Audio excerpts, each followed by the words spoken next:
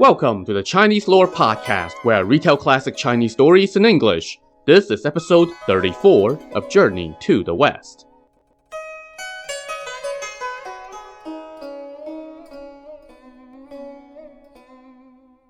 Last time, the pilgrims got a warning that the mountain they were heading into was occupied by, what else, a couple of vicious demons who were on the lookout for them and wanted a taste of Sanzang's tasty, immortality-granting flesh. So, Sun Wukong decided to send Zhu Bajie on ahead to scout out the mountain for trouble. But Wukong also suspected that Bajie was going to literally fall asleep on the job, so he followed in secret, and sure enough, not only did Bajie decide to nap instead of actually scouting the mountain, he also made up a cover story. But when Bajie reported back to the group, Wukong promptly called him out on it, and threatened to give Bajie 5 whacks with his golden rod. Zhu Bajie panicked. "That morning stick of yours is really heavy. A scratch would take off skin, and a light tap would break tendons. If you hit me 5 times with it, I would be dead." "Serves you right for lying," Wukong scoffed. "Brother, I would never dare to do it again, just this once." "Just this once? Okay then, I'll just hit you 3 times. "Oh, granddaddy, please! Even once is too much," Bajie pleaded. And Dum Dum then grabbed hold of Sanzang and begged him to intervene. Sanzang scolded him. "When Wukong reported back that you were going to lie, I didn't believe him, but it turned out to be true. You really do deserve a beating. But we are crossing a mountain, and we are short on manpower. Wukong, spare him for now. You can beat him once we have crossed the mountain." Hearing this, Wukong relented and told Bajie, "As the ancient said, it's a great act of filial piety to do as your parents tell you. Since Master said to not beat you, I'll spare you for now. Go scout this mountain again. If you dare to lie again, I swear I will not spare you." Dum Dum scrambled to his feet and headed off once more. This time, as he walked along the main path, he was paranoid with every step, thinking that Sun Wukong was tailing him again in disguise. So he thought everything was Sun Wukong. A couple miles on, a tiger darted across the hillside. Bajie wasn't afraid of it, but he pointed at it with his rake and said to the tiger, "Brother, you have come to see if I'm spinning up lies again, right? Well, I won't lie this time." A few more steps on, a strong wind suddenly blew and snapped a decaying tree trunk, sending it rolling along toward Bajie.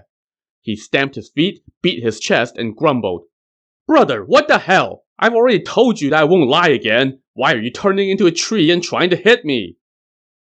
Zhu Bajie walked on, and a bit later, a white-bearded old crow flew overhead and called a few times. Bajie looked up and said, "Brother, have you no shame? I said I won't lie, but now you've turned into an old crow to eavesdrop on me?" Well, as it turns out, none of those things were Sun Wukong, who was presently hanging out with Sanzang and Shazeng. But Zhu Bajie was so paranoid that he was restless the whole way, thinking Wukong was hovering around somewhere as he trudged deeper into the mountain.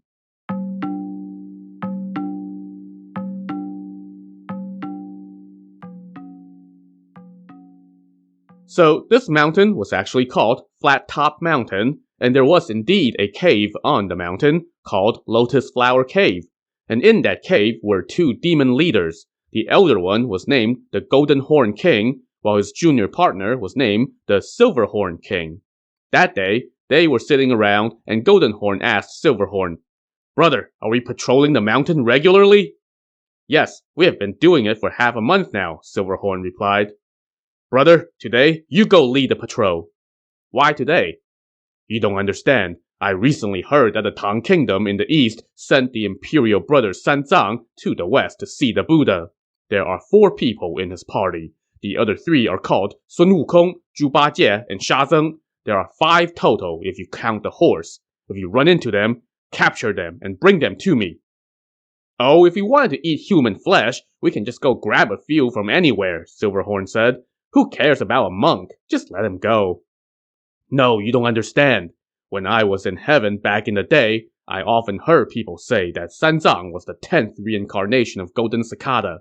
He has not lost a single drop of his original essence. Whoever eats his flesh will live forever." "If that's the case, then what need will we have for cultivating our Tao?" Silverhorn said excitedly. We definitely should eat him then. Let me go catch him. Brother, you're a bit impatient, Goldenhorn said, but don't be in such a rush. You can't just go out and capture any monk that passes through. They might not be the Tang monks. Now, I remember their appearances. I have drawn up a picture of the 4 of them. Take the drawing with you. If you run into any monks, compare them to the drawing. So Goldenhorn showed Silverhorn the drawing and pointed out each of the pilgrims by name. Silverhorn then took the drawing, called up 30 demon lackeys, and went off on patrol. Lo and behold, it was not long before they ran smack dab into Zhuba Jie. They blocked his path and demanded to know his name. Dum Dum wasn't paying attention and was caught off guard. When he looked up and saw this gang of demons, he panicked and thought to himself, if I say I'm a scripture pilgrim, they're going to capture me. Let me just say that I'm a random passerby. And so that's what he told the demon lackey who asked for his name. The lackey reported back to Silverhorn, but a few of the lackeys in the group recognized Ba Jie from the drawing, and they told Silverhorn, My lord, this monk looks like that Zhuba Jie from the drawing. Silverhorn ordered them to open up the drawing so he could compare. A lackey hung the drawing from his spear, and Silverhorn went across, checking off each portrait, saying, This one on the white horse is Sanzang. The hairy-faced one is Sun Wukong. Hearing this, Zhuba Jie muttered to himself, Oh gods, please leave me out of that picture. I'll offer you a sacrifice of pig head, the 3 animals, and 24 cups of pure wine. But as he was praying, Silverhorn continued, And that tall dark one is Shazeng, and the one with long snout and big ears is Zhuba Jie. When he heard that, Ba Jie hurriedly tucked his snout into his shirt. Hey monk, show me your mouth, Silverhorn demanded. I'm sick. I can't show my face, Ba Jie said. Silverhorn, however, was not buying it. He ordered his lackeys to go pull Ba Jie's snout out with a hook. When he heard that, Ba Jie stuck his snout out and said, Damn you! Here it is! Look all you want! Silverhorn recognized that it was indeed Zhuba Jie, so he pulled out his sword and attacked. Ba Jie blocked him with the rake. But that made Silverhorn chuckle and say, Ha! Looks like this monk took his vows quite late in life. Clever boy, Ba Jie shot back. How did you guess? You know how to wield this rake. You must have been a gardener on somebody's estate and stole it. Boy, you have no idea what kind of rake this is, Ba Jie said. This is no ordinary gardening rake. He then launched into a little verse extolling the virtues of his rake. Its teeth are like a dragon's claws, flecked with gold in tigerish shapes. Against a foe, it blows a freezing wind, and in a battle, it shoots out flame. It brushes away obstacles in the Tang monk's path, capturing devils on the way to the western heaven. When whirled, its vapors obscure the sun and moon, and its black clouds darken the stars. When it flattens Mount Tai, the tigers tremble. Dragons are frightened when it overturns the ocean. Even if you have some tricks, you monster, one blow from this rake will leave 9 bloody holes. But Silverhorn was nonplussed. He raised his 7-star sword and attacked. After 20 exchanges, neither had the upper hand. Zhuba Jie now acted like a furious feral hog, charging with ears perked up, saliva flying, and his rake twirling while he shouted. The sight of a mad pig charging at him put Silverhorn on his heel, and he called out for his lackeys to gang up on Zhuba Jie. The sight of the 30 lackeys swarming in made Ba Jie panic. He turned and fled, but the road was uneven. In his haste, he tripped over a vine and fell. Before he could get up, a demon lackey had grabbed him by the ankles, tripping him up again. The rest of the lackeys then caught up, and, each grabbing some piece of him, dragged him back to their cave.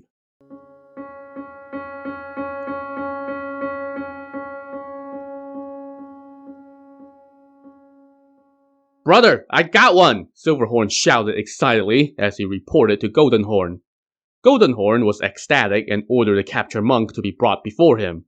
But one look at Zhuba Jie and he lamented, Brother, you got the wrong one! This monk is of no use! Zhuba Jie immediately piped up, My lord, since I'm a useless monk, you might as well let me go. But Silverhorn said, Brother, don't let him go! Even though he's not the one we're after, he is still a member of the Tang monk's party. His name is Zhuba Jie. Let's soak him in the pool in the back until his bristles fall off. Then we can rub salt on him and dry out his meat. Then we can eat him with our wine on a rainy day. Ah, damn it, Ba Jie moaned. I just had to run into a demon who's a salt pork peddler." As he groaned, the lackeys carried him off to the back and chucked him into the pool to soak. Meanwhile, farther back on the mountain, the rest of the pilgrims were waiting for Ba Jie to come back. Sanzang felt restless and asked Sun Wukong, "What's taking Ba Jie so long to come back from scouting this time?" "Oh, master, you still don't understand how he thinks," Wukong chuckled. "What do you mean?" "Master, if there were demons on this mountain, then he won't take even half a step before making all sorts of ruckus and running back to let me know. The way I figure it, there must not be any demons, and the road was smooth, so he just kept going and crossed the mountain." "If that's the case, where will we meet up with him? This is the middle of nowhere, not like in a town or city." "Master, don't worry. Please get on your horse. That dum-dum is a bit lazy, so he's not going to walk that fast. Just spur on the horse a bit, and we'll catch up to him and travel together." So Sanzang mounted his horse, Shazong carried the luggage, and Sun Wukong led the way as they continued to cross the mountain. Back at Lotus Flower Cave, the senior demon, Goldenhorn, told Silverhorn, "Brother, since you have captured Zhu Bajie, the Tang monk must be around. Go patrol the mountain again. Don't let him slip by." So Silverhorn called up 50 lackeys and resumed his patrol.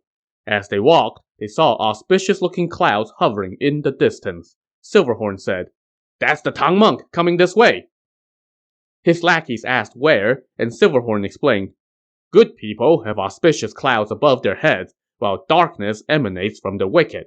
That Tang monk is a reincarnation of Golden Cicada and has been cultivating kindness for 10 lifetimes. That's why he has such auspicious clouds above him."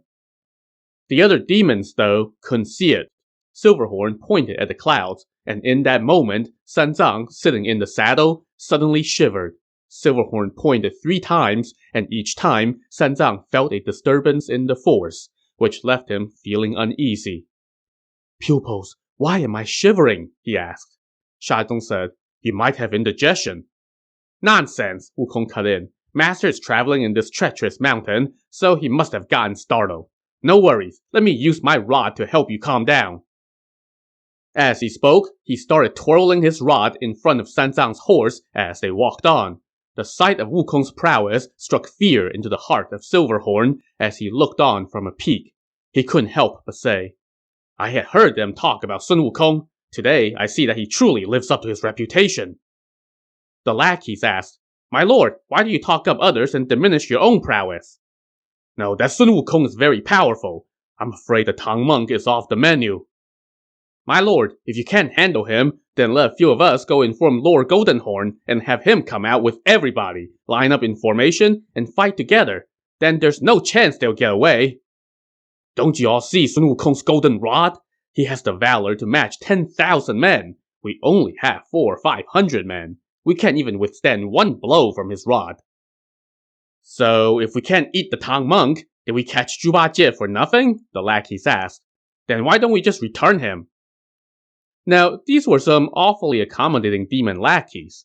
But Silverhorn said, "No, it wasn't for nothing, and we can't give him back willy-nilly. We still must eat the Tang monk, just not immediately."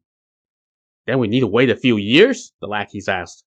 "Not that long. We must try to capture the Tang monk by cunning, rather than by force. If we try to take him by force, we won't even get a whiff. So we must use cunning to trick him, get on his good side, and then make our move." "My lord, if you're using cunning, do you still need us?" asked the lackeys, who were apparently ready to call it a day. "You all go on back to the lair, but don't report this to our leader yet. If he gets surprised, word will leak out, and it will ruin my scheme. I will use a bit of transformation magic to catch that Tang monk." So while the lackeys went home, Silverhorn leaped down from the peak to the side of the road, where he twisted and turned into an old Taoist priest with a bloody leg. He lay down on the side of the road, pretending to have broken his leg, and moaned, "Help! Help!" Soon, Sanzang and company approached and heard somebody call out, "Elders, save me!" "Mercy, mercy," Sanzang said. "There are no households anywhere in this wilderness. Who could be calling out? Someone must have gotten attacked by wild animals." So he turned around his horse and called out, "Who is in trouble?" He saw an old Taoist priest crawl out from a clump of tall grass. The Taoist crawled to his horse and kowtowed. Sanzang quickly dismounted and tried to help him up, but the priest just moaned in pain and showed the spot where his leg was bleeding. "Sir, where did you come from?" Sanzang said in alarm. "How did you injure yourself?" "Oh, elder, to the west of the mountain there is a quiet temple. I am a Taoist from there." "Why were you walking around here instead of tending to incense and cultivating your Tao in your temple?" "Yesterday, a benefactor who lives to the south of here invited us to perform a service for his natal star and spread blessings for him. My disciple and I were traveling when we suddenly ran into a fierce tiger. The tiger snatched my disciple. I ran for my life and tripped and fell on a rocky slope, injuring my leg, and I also don't know the way back. But thanks to heaven's blessings, I ran into you. Please exercise your compassion and save my life. If I can make it back to my temple, I will repay your immense kindness, even if I have to sell myself." Taking him at his word, Sanzang said, "Sir, we are all from the same trade. I am a monk and you are a Taoist priest. Although we wear different clothes, we both pursue the same cultivation. I would not be a man of religion if I didn't save you. But can you walk?" "I can't even stand, much less walk," the priest lamented. "Okay, I can walk, and you can ride my horse," Sanzang said. "Once you reach your temple, then I can take my horse back." "Oh, elder, I appreciate your kindness, but my leg is injured. I can't ride a horse."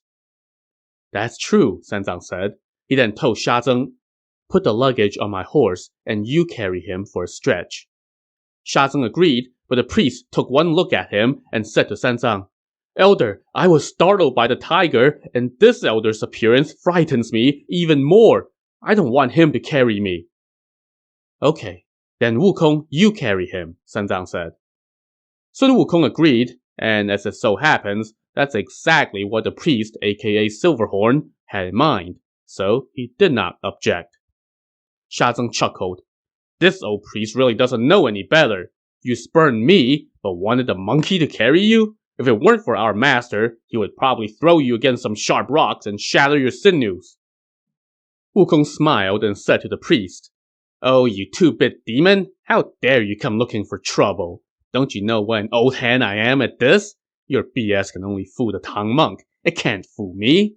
I know you're a demon from this mountain, and you want to eat my master. But my master is no ordinary man. He's not for you to eat. Besides, if you were to eat him, you would have to at least share half with me." The priest replied, "Elder, I was a child from a good family and turned to the Tao. I was unfortunate to run into a tiger today. I'm no demon." "Oh, you're afraid of a tiger? Then why don't you recite the Great Bear scripture?" Wukong asked, referencing a Taoist text. Sanzang overheard this as he was mounting his horse, and he scolded Wukong. "You insolent ape! As the saying goes, saving someone's life is worth more than building a 7-story pagoda. Just carry him, and quit talking about Great Bear or Little Bear scriptures." Wukong said to the priest, "Lucky for you, my master is a compassionate man, and he has a little rough edge under his gentle exterior. If I don't carry you, he would blame me. All right, I'll carry you, but let me make it clear up front. If you need to relieve yourself, give me a holler first. If you pee on my back, it's going to stink, and it'll stain my clothes, and there's nobody around to wash it." Of course. I'm old enough to understand that," the priest said. So Wukong put the priest on his back and walked down the road with the rest of the party. Whenever they came across an uneven stretch in the path, Wukong slowed down and let Sanzang go ahead of him. After just a mile or so, Sanzang and Sha Zeng had gone on ahead into a canyon, while Wukong lagged behind. Not seeing any sign of his master or fellow disciple, Wukong started grumbling in his mind. "Master doesn't have any good sense despite his age. Such a long journey is a toll even if you were walking empty-handed, and yet he made me carry this damn demon? Even if this guy was just a good person instead of a demon, he should be dead at this age. Ah, hell, let me just hurl him to his death so I don't have to keep carrying him." But while Wukong was plotting, his passenger was also plotting. Silverhorn got an inkling that Wukong was going to try something, so he uttered a little spell to move Mount Sumeru through the air and dropped it on top of Wukong. Wukong, though, ducked and bore the mountain on his left shoulder. "My son," Wukong chuckled, "you're using some magic to increase your weight to crush me? I'm not afraid of that, but an unbalanced load is hard to carry." "Even a mountain can't pin him down?" Silverhorn said in surprise.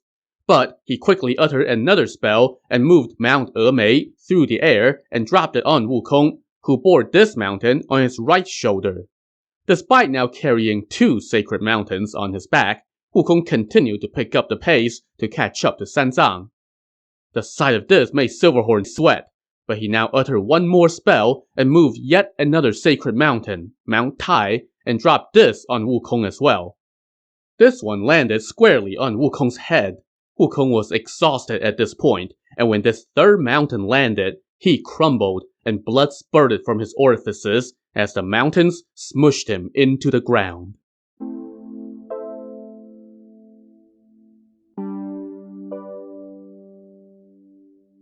With his main concern taken care of, Silverhorn now took to the air and caught up to Sanzang. He reached down from the clouds to grab Sanzang. Sha Zeng hurriedly tossed aside the luggage, pulled out his Buddhist spade, and blocked the demon. Silverhorn then pulled out his 7-star sword to take on Sha Zeng. The two engaged in a fierce back and forth for a bit, but Silverhorn soon proved to be too much for Sha Zeng, as his sword surged forward like comets.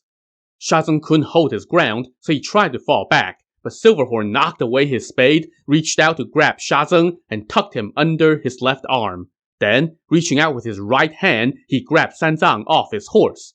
With his feet, he scooped up the luggage, and opening his mouth, he grabbed the mane of Sanzang's horse in his teeth. In this way, he flew back to his cave, like somebody walking from the car to the house with too many bags of groceries, just so he could save a second trip. "Brother, I've got the monk!" Silverhorn shouted excitedly as he entered the cave. The demon leader, Goldenhorn, was elated. He asked to have a look, so Silverhorn presented Sanzang and Sha Zeng. But Goldenhorn lamented again. "Oh brother, this is still not quite right." "But you said to catch the Tang monk." "Yes, you caught the Tang monk, but you haven't caught that skillful Sun Wukong. Only when we have captured him can we eat the Tang monk. Until then, we can't touch these other pilgrims. That monkey is very powerful and can transform into anything. If we ate his master, how can he let it go? And if he comes to our door, then we would never know peace." Silverhorn laughed. "Brother, you really know how to talk him up. Listening to you, one would think that he's a rarity in heaven and one of a kind on earth. But in my view, he's just so-so. He doesn't have any great skills." "Did you catch him?" Goldenhorn asked.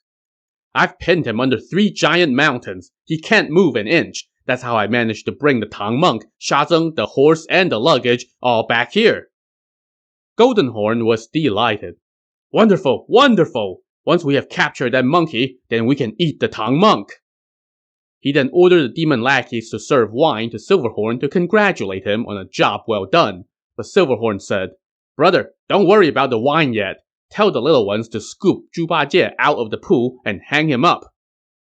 So the lackeys hung up Zhu Bajie in the east wing of the cave, Sha Zeng in the west wing, and Sanzang in the center. The horse was taken to the stables, and the luggage was stashed away. Now Goldenhorn said to Silverhorn, "Brother, you are really something, capturing these 3 monks on 2 trips. But even though Sun Wukong is pinned under a mountain, we still need to take care of him. How can we catch him and cook him?" "Brother, rest easy. The 2 of us don't even need to move an inch in order to capture Sun Wukong. Just send a couple lackeys with 2 of our treasures to bottle him up." "Which treasures?" "Take my purple gold red gourd and your mutton fat jade vase." So Goldenhorn took out the 2 magical items and asked whom they should task with this errand. Silverhorn said, "Let's send Meticulous Imp and Clever Bug." So they summoned the 2 lackeys and told them, "Take these 2 treasures and head to the top of the mountain. There, turn these 2 treasures upside down and shout Sun Wukong's name. If he answers, he will immediately be bottled up in the gourd or the vase. Then immediately slap this label on the container. The label says, 'By the order of Lao Tzu, to be carried out urgently in accordance with the celestial decree.' Then, within just 3.5 hours, Sun Wukong will be dissolved into pus. The two lackeys, Meticulous Imp and Clever Bug, bow to accept their orders and set out with the magic gourd and vase. To see how this monkey fetching plan will go, tune in to the next episode of the Chinese Lore Podcast. Thanks for listening.